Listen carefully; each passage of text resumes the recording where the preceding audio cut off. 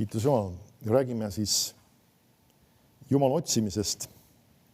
Ja ma loen uuesti selle Mattuse evangeeliumi 7. peatüki, kust ma hakkasin peale. Mattuse 7.7 ütleb niimoodi. Ta räägib siin siis Jumala otsimisest ja Jeesus annab selle eeskuju meile. Ja kui inimestel on mingisugused probleemid, on need siis terviseprobleemid, siis neil tuleb sageli otsida Jumalat. Mattuse 7.7 ütleb, paluge, siis antakse teile, otsige, siis te leiate, koputatakse, siis avatakse teile. Sest igaüks, kes palub, see saab ja kes otsib, see leiab ja kes koputab, sellele avatakse. Ja siis me näeme, et kui inimene palub, siis tal saab. Need palvet me ei tee lihtsalt sellepärast, et see on ilus tore traditsioon. Näiteks isegi üks asi, mis ma panen selle siia vahele, kui sinul on harjumus näiteks ennem söömist palvetada, vahest mõned nimetavad seda söögipalveks, siis kas sellel palve peab olema eesmärk, mida sa ootad ja mida sa usud? Küsid, mis asja? See on ilus, tore traditsioon. Ei, see ei pea ole selle pärast. See on see, kui me palume, et see oleks õnnistatud see toit, see tähendab seda, et kui seal peaks olema mingid, ma ei tea, midagi probleemset, midagi taolist, siis Jumala õnnistus on selle üle ja see ei tekita sulle nii-öelda iganes seedeprobleeme või mingeid muid asju. Et sa usud konkreetseid lahendusi selle asja tõttu. See ei ole lihtsalt see, et ilus, tore palve. Me ei peaks üldse kunagi tegema palvet ainult kombe pärast. Ilus palvetada või nagu vahest nimetatud, see on see koosoleku alguspalve. Koosoleku algus ei vaja palvet. Inimeste eest on vaja paluda. Või mõned ütlevad, see on lõpupalve. Okei, koosoleku lõpp ei vaja ka palvet. Inimeste eest on vaja paluda. See on vahest miksed ilusad väljendid juba väitavad sellele, et tegelikult neid asju tehakse ja tegelikult ei oodata mitte midagi. Ne ei peaks sellepärast lihtsalt palvetama, et on koosolek alanud või lõppenud või midagi taolist, vaid me palvetame sellepärast, et me tahame konkreetseid tulemusi saada. Sest kui mina isegi ka koosoleku alguses palun, siis ma palun konkreetselt, et Jumala tahe võiks seda teostatud, et selle õige asja võiks tulla esile, Jumal avaks selle sõna ukse, need on konkreetsed piibli eeskujud, mida paluda. Ja see on see põhjus, miks me niimoodi peab paluma, et peaks olema teatud eeskujud, mille põhjal me palume. Amen. Nii et mitte lihtsalt traditsiooni pärast. Nii, vaatame mõningaid Vana Testamendi laulude raamatust, mõningaid kirjakohti, mis puudutavad just Jumala otsimist. Seda väljendit kasutatakse piiblis päris palju. Laulud 53.3.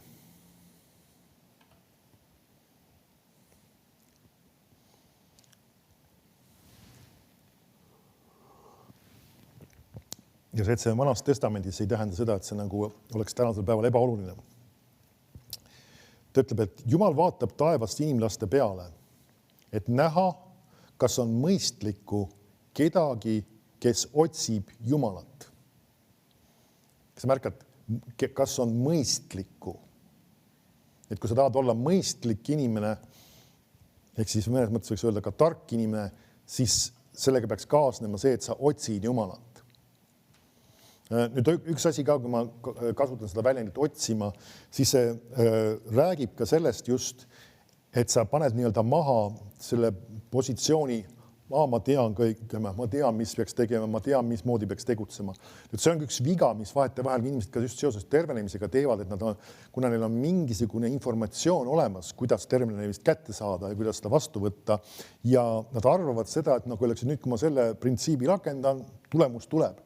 Aga iva ongi selles, et me vahest peame minema Jumala ette ja saama selle vastuse Jumala käest just, mis meie peaksime tegema. Ja vahetevahel Jumal ei ütle, et sa tee seda, mis sa oled harjunud tegema, vaid ta annab sulle hoopis teistsugused juhised. Ja vahetevahel juhib mingisugusele asjale tähelepanu, mis on võib-olla su elus korrast ära. Võib-olla tuletab sulle meelde mingisugune suhe või ütleme konkreetse inimesega, mis on korrast ära, mis on konflikt õhus, mine seal see asi korda.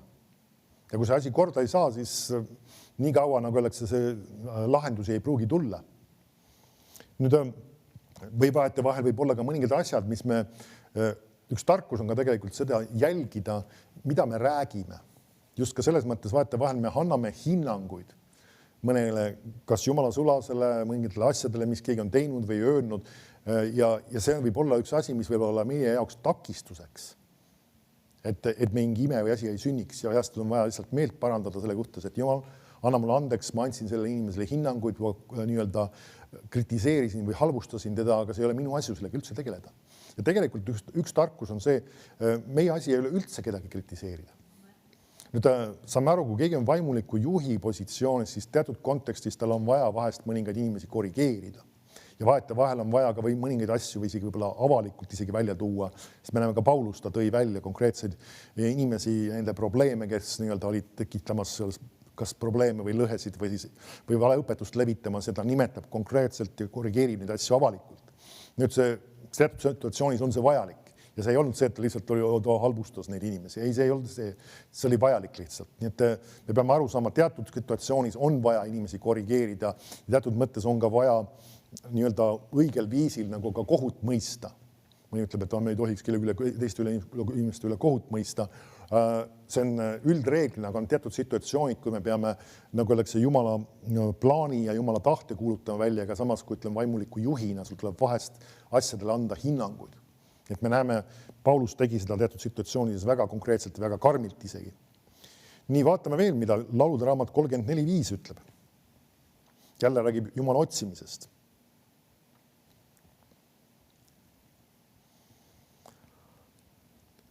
See ütleb, et ma otsisin Jehovat ja tema vastas mulle ning tõmbas mind välja kõigist mu hädaohtudest.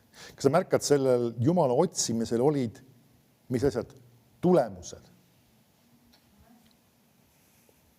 Kui ma otsisin, siis, kas sa märkad, ta tõmbas mind välja nendest kõigist hädaohtudest või nendest probleemidest. Ja siis ütleb, kes tema poole vaatavad, säravad rõõmust ja nende nägu ei tarvitse punastada. Et kas pole huvitav, et ta seostab nüüd Jumala otsimise, millega Jumala poole vaatamisega? Nüüd, kui me räägime Jumala poole vaatamisest, siis mõni võiks öelda, kuidas ma vaatan Jumala poole, kus ta on, ma pean taeva poole vaatama. Nüüd see ei ole nii-öelda väline või füüsiline asi, mida sa teed niivõrd, vaid see on tegelikult tema sõnasse süvenemine, see on ka tema vaimu nii-öelda kuulamine, kes on sinu südames. Ja see on ka just seesama tähelepanu, keskendumine Jumalale, Jumala sõnale, Jumala asjadele. Et see on sama just, kes tema poole vaatavad, säravad rõõmust. Ja siis ta ütleb, siin see hädaline hüüdis ja Jehova kuulis ning päästis tema kõigist kitsikusest. Nüüd üks asi, mis me peame ka aru saama, kui me räägime Jumala otsimisest, siis kas sa märkad, et kasutab väljend, et siin see hädaline hüüdis. Nüüd küsimus ei ole selles, et me peame nagu oleks väga lärmakad või häälekad olema, kui me Jumalaga suhtleme, aga see näitab tegelikult meie tõsidust ja meie nii-öelda ka seda innukust selle asja juures. Vaata vahel inimesed nagu oleks, kui nad lähevad Jumalaga suhtlema, ütlevad, et oleks hea, kui see Jumal annaksid mulle selle lahenduse, see vajaks mul lahendamist. Ja selles ei ole nagu oleks seda innukust, selles ei ole nagu positiivses mõttes, selle juures peaks olema ka isegi mitte, ma ei mõtle seda kuidagi halbas mõttes, et sa nagu oled kõigest loobunud nagu meeleheide või sükene nagu igatsus ja tahe saada lahendust. Ja see on see sama vahest, mis mõni inimene peab nagu oleks tegema, et ta lihtsalt on palvetanud, Jumal, aita mind selles asjas. Ei, sul tuleb paluda, isa, ma vajan abi selles asjas. Saad aru, neil on kaks eri asja. See on just seesama hoiak ja see hüüdmine mõnes mõttes või Jumala järgi igatsemine ja lahenduse otsimine. Ja meil on vaja vahest sellesse samasse hoiakusse sisse minna või sisse astuda. Sest vahest mõned inimesed ei näe lahendust ennem, kui nad ei ole nagu seda innukust ja seda tõsisust selle asja juures käivitanud. Sest kui see on lihtsalt üks pinnapealne, midagi teeme lihtsalt ära, ütlesime ühe palve, lahendus ei pruugi tulla. Ja sellepärast ta ütlebki just, et siin see hädaline hüüdis ja Jehova kuulis. Mitte see, et Jumal oleks kurt olnud, et sa pead hüüdma, vaid iva oli sellest, see väljendab just seda, et see hädaline tahtis lahendust saada tõsimeeli. Ja sellepärast ta hüüdis. Ta lihtsalt ei teinud midagi kombe pärast. Ja siis ta ütleb, et Jehova ingel 8. salm on leerina nende ümber, kes teda kardavad ja ta vabastab nad. Et ta toob mis asja, ta toob Jumala inglite tegevuse sellesse samasse teemasse sisse. Nüüd see on üks omaette huvitav asi, mis tegelikult me peaksime seda uurima, kui sa tol ajal, kui ma rääkisin koguduses inglitest ja ütleme inglite tegevusest, siis ma soovitan seda aeg-ajalt üle kuulata seda seeriat. Sest et see on asi, mille suhtes liiga vähe kristlased, nagu öeldakse, on teadlikud inglite tegevusest ja ütleme ka rakendavad oma usku selle suhtes. Sest et kui sa vaatad apostlite tegudes, siis sa võid näha seda, kuidas seal on väga palju inglite tegevust. See on üllatavalt palju neid. Ja me näeme, kuidas see tolleaegne kogudus kogu aeg viitab sellele ka, isegi kui näiteks Peetrus tuleb sinna vanglast välja, nii-öelda üleloomulikult Jumala ingel toob ta välja jällegi, kes pole huvitav, ja tuleb sinna värava taha, siis need, kes seal on palvetamas, nad olid mõnes mõttes nagu, võiks öelda nagu ebakindlad oma asjades. Ja kui neile öeldakse, et Peetrus on seal värava taga, siis mis sa jampsid, see on tema ingel. Kas sa märkad, nüüd, kus sa võiksid sükse idee peale tulla? Sa oled palvetamas koos ja nüüd, kui seal keegi on värava taga ja loogiliselt nagu tunduks, et see inimene justkui ei saaks selle värava taga olla, siis järgmine variant on see, et on tema ingel. Nagu öeldakse, miks pärast nad niimoodi ütlevad, sellepärast, et neil on nii palju kokkupuuteid olnud inglitega. Nüüd see tasakaal on muidugi see, et me ei otsi inglitega kokkupuuteid, me ei palu, et Jumal näita inglit või ma tahan mingeid kogemusi saada, see ei ole piibelik seda teha. Aga siiski me peame oma usku rakendama ja seda peaks palju rohkem olema toimumas. Amen. Ja meil on siin, mõningaid juhtumeid olnud, kus Jumala ingel on toonud ka inimesele organi. Seesama tunnistus, mis me siin jagasime Võrust naisterahvas Reet, kes oli ka koosolekut vaatamas ja mul tuli tunnistus just, et Jumala ingel astus ruumi sisse ja tal olid siseorganid käes. Ma täpselt ei oska öelda, mis seal oli, sest ma ei ole selle spetsialist, see oli sõna, mis ma teadsin, just seedimisega seotud. Tal olidki erinevad probleemid ja Jumala vägi tabastada just selle sama ja ma palusin täiesti, kuidas see niimoodi toimub. Vaimusfääris ei ole distantsi. See, et ta oli samal ajal kuskil Võrus ja see võib siit, nagu öeldakse, sellisel kombel toimuda. Jumal teeb üks asja. Ja see on ka inglite teenistus, sest nad on teenijad vaimud läkitud abistama neid, kes õndsuse pärivad. Et see on asi, mida me peaksime uskuma ja rakendama usku selles, et sinuga endaga on kaasas kaitseingel püsivalt. Samuti ka Jumal võib tervenemise juures nii-öelda kasutada ka ingleid, nüüd igaks juhuks täpne olles, ingel ei tervenda, aga ta võib vahendada Jumala tervendavat väge. Jumal on see, kes tervendab, see on püha vaimu vägi. Aga sellisel kombel Jumal tegutseb, meil on piiblis olemas see näide, kuidas Petsata tiigi juures taga segas seda vett ja kui see, kes esimesena sinna sisse sai terveks. Me näeme, kuidas see tervendav vägi mingil kombel siis ingli vahendusel pandi sinna sellesse vee sisse. See on väga huvitav tegelikult asi, aga selline asi juhtus. Et vahetevahel Jumal võib sellisel kombel teha nii-öelda asju. Nii, aga vaatame, mis siin oli siis. Jehova ingel on leerina nende ümber, kes teda kardavad ja vabastab nad. Maitske ja vaadake, et Jehova on hea, õnnis on mees, kes tema juures pelgupaika otsib. Kartke Jehovat teie pühad, sest neil, kes teda kardavad, ei ole millestki puudust. Noored lõukoeradki närbuvad ja on näljas, aga kes Jehovat otsivad, neil ei puudu mingid head. Kas sa märkad, millega ta nüüd seostab selle Jumala otsimise? Sellega, et sul ei puudu mitte mingid head. Me näeme, et tegelikult siis ka see ilmselgelt puudutab kindlasti materiaalseid asju, aga see puudutab ka tervenemist. Ja see on seotud sellega, kui inimene otsib Jumalat ja võtab aega, et nii-öelda januneda ja igatseda Jumala järgi, siis need lahendused ja vastused tulevad talle mis iganes alas. Aga see nõuab seda, nagu öeldakse, just seda hoiakut. Ja see tegelikult see laul väga palju just kirjeldabki seda, mis see Jumala otsimine välja eneses sisaldab. Just see sama, et see on üks ka mõnes mõttes hüüdmine, see on Jumala ette minemine ja tõesti igatsemine ja lahenduste otsimine. Amen. Nüüd vaatame Jesaja 40 ja 28. Nüüd üks üsna tuntud salm või salmid.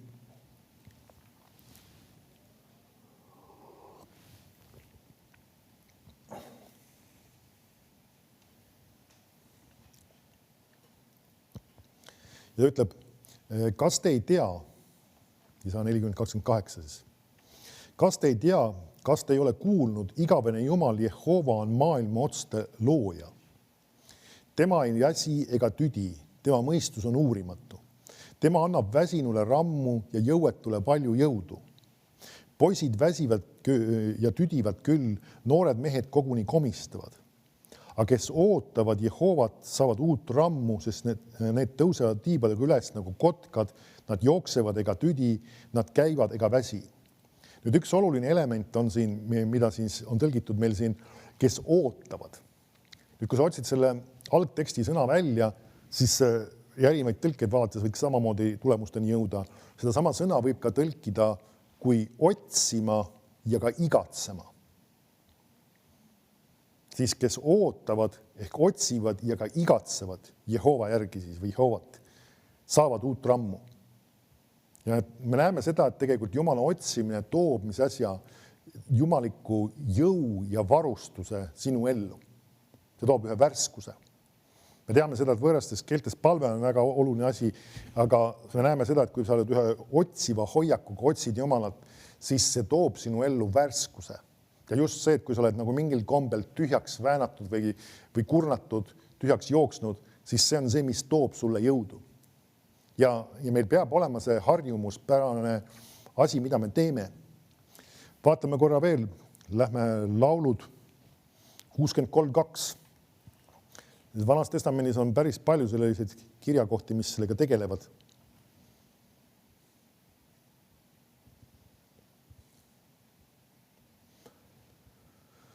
Laulud 63.2 ütleb, Jumal, sina oled mu Jumal, sind ma otsin vara.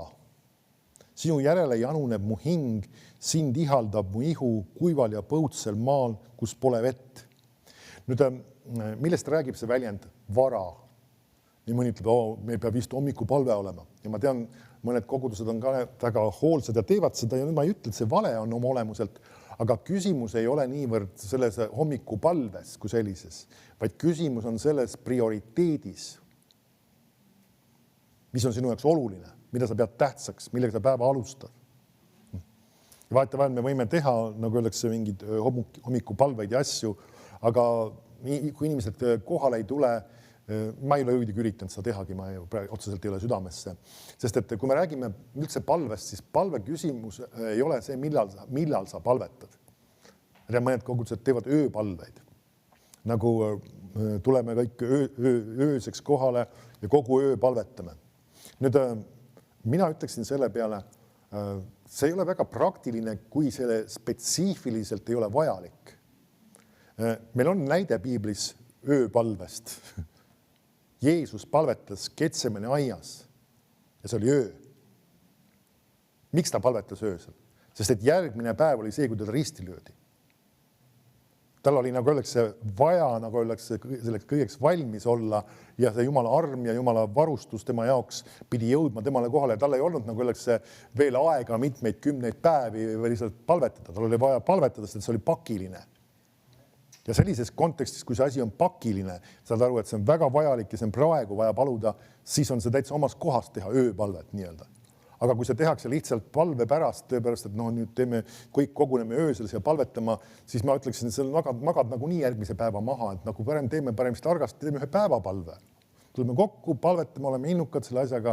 Ja selles mõttes ärme lähe nagu nendesse mehhanismidesse või nendesse ööpalved ja päevapalved ja hommikupalved ja mis iganes, vaid iva on selles, et nagu oleks, miks me teeme ja see just see sama põhjus.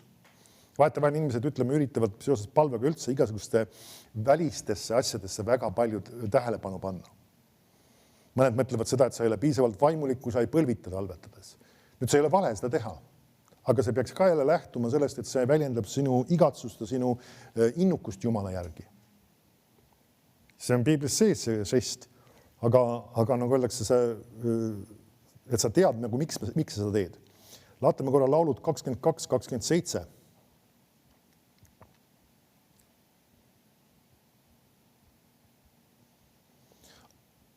2.27 ütleb, alla heitlikud saavad süüa ning saavad kõhud täis.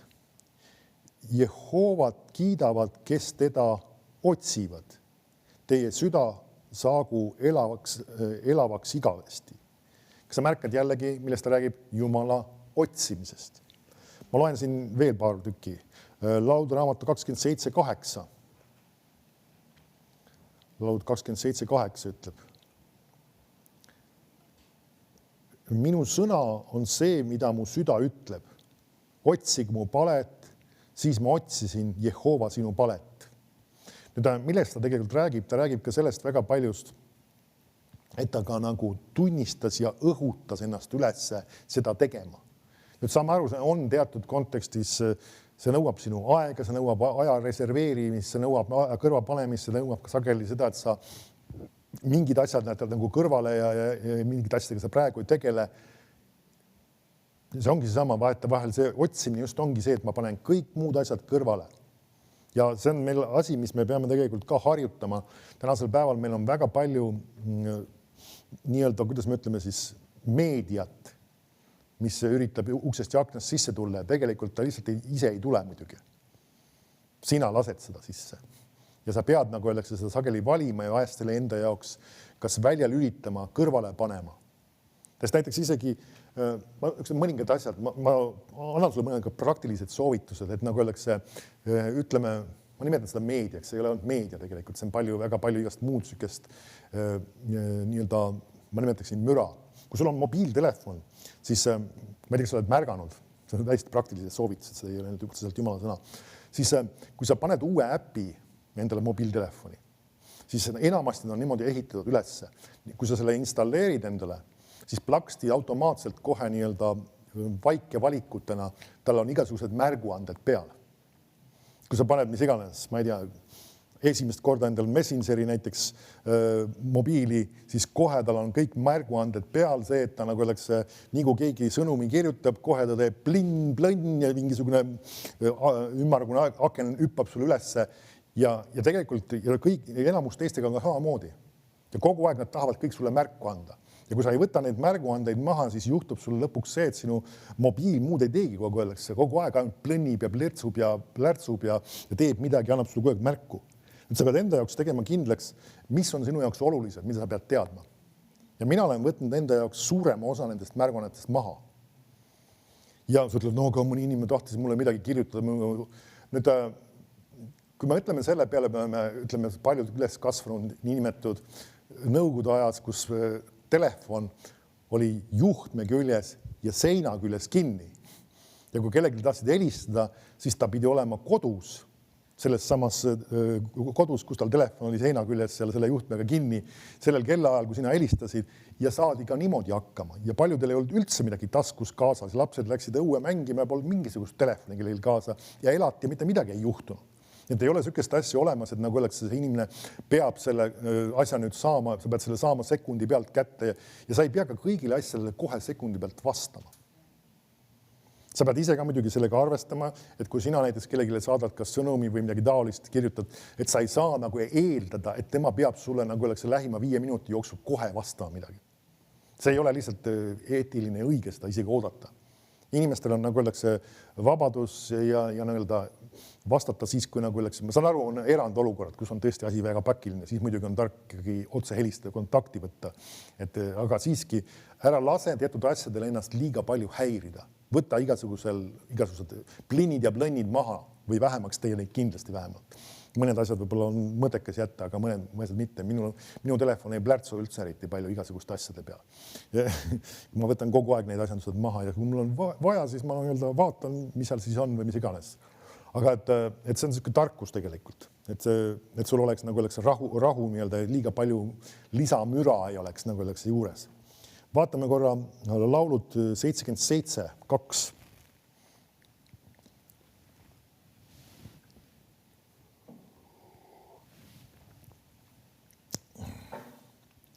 Ta ütleb, ma tõstan oma hääle Jumala poole ja karjun. Võt huvitav.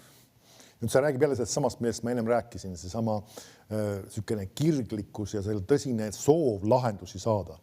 Ma tõstan oma hääle Jumala poole, et tema mind kuuleks.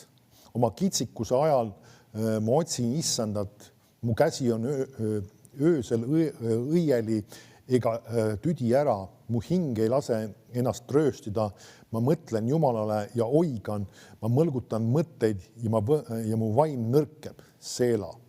Nüüd me näeme tegelikult, ta räägib väga sükeste kirglike väljenditega, aga tegelikult ta räägibki sellest samast Jumala otsimisest, igatsemisest, janunemisest tema järgi.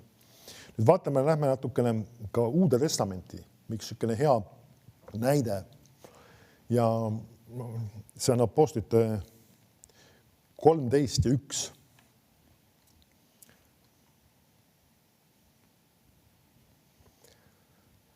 Ja siin me näeme nüüd Jumala otsimist mingis mõttes või ühte nii-öelda variatsiooni sellest võiks öelda.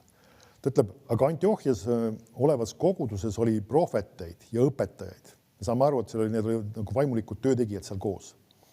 Barnabas ja Siimon, keda hüüti Nigeriks ja Luukius Küreenest ja Maanaen, kes 4 vürst Herodesega ühes oli üles kasvatatud ja Saulus. Nüüd üks asi ka, siin on meil eeskuju näide sellest, et vahetevahel me peavad olema koosolekud, mis on reserveeritud mingile teatud kas kutsega või teatud ülesannetes olevatele inimestele. Nii et vahetevahel kõiki koosolekud ei ole avatud kõigile inimestele, ka isegi koguduse sees, see ei ole midagi valet. See ei ole see, et nagu teised inimesed on halvad või teised inimesed on head, see sõltub lihtsalt nende inimeste kutsest ja rollist ja nende ülesannetest. Ja siin me näeme, oli grupp inimesi, siis õpetajad ja prohvetid olid koos ja konkreetsed inimesed, kes olid siis sellel koosolekul koos. Ja siis ütleb, et mis nad tegisid. Kui need issandad teenisid, nüüd ma teen kohe pausi, mis see tähendab? See on hea alati uurida välja. Nüüd, kui sa hakkad otsima välja, siis see väljend tegelikult on see sarnane väljend, mida kasutatakse ka Uues testamendis viidates Vana testamendi preestri teenistusele. Ja viidates selle, mida nemad pidid Vanas testamendis siis tegema, nemad tegid praktilisi asju, tõid neid ohvreid ja erinevad asjad, mis nad seal pidid siis kõige juures tegema. Et see kogu see preestri teenistus, see oli sama, nad teenisid issandat. Nüüd ta toob selle Uude testamenti, nüüd siin nemad ei toonud ohvreid, ma ütlen siis füüsilises mõttes, aga nad teenisid issandat, nad tõid siis, nagu öeldakse, Piibel räägib meie kiituse ohvrist. Me võime aimata sellest, et see sõna viitab tegelikult nii palvele, kiitusele, ülistusele ja ka Jumala otsimisele ja ootamisele. Et seal on väga palju erinevaid asju seal koos. Ja sellepärast ta nimetabki seda issanda teenimiseks. Ja see ütleb ja paastusid. Nüüd me näeme, et ka sellele on liidetud juurde ka paastumine, see oleks eraldi pigem teema, aga tegelikult see paastumine on selle jaoks, et olla tundlik Jumalale.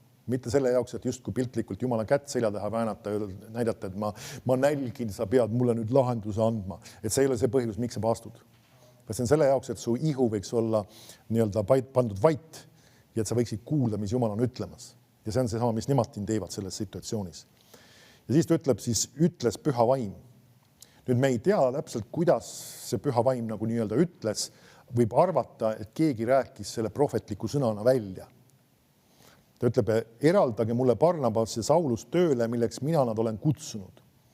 Siis nad paastusid ja palusid Jumalat ja panid oma käed nende peale ja saatsid nad teele. Nüüd me näeme, nad panevad ennast sellesse kohta, kus nad võisid teada nüüd, et nagu oleks see nüüd on selleks asjaks aeg.